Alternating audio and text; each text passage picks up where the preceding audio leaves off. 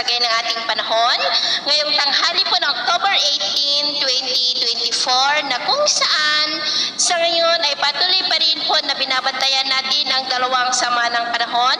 na nasa dagat Pasipiko sa labas ng ating area of responsibility na tinawag po na Invest 93 at 94W na consistent pa rin ang pinapakita ng ilang mga weather models na posibleng lalakas ang mga yan bilang bagyo sa susunod na mga araw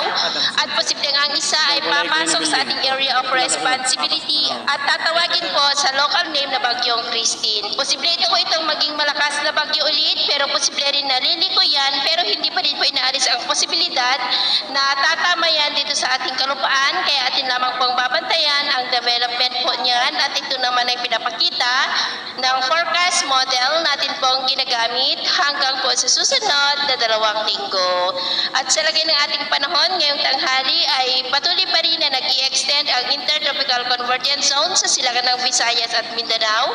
at easterlies pa rin ang hangin na umiihip lalo na dito sa silangan ng Luzon. Ngayong tanghali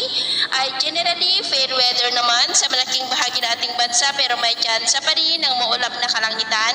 with isolated rains. Dito po sa ilang bahagi ng Cagayan, Isabela, Quezon, Bicol Region, Occidental Mindoro, Romblon, Palawan, Aklan, Negros, Cebu, Bohol, Leyte, Sulu Archipelago, Zamboanga Peninsula at Sorsogon. At sa susunod po ng mga oras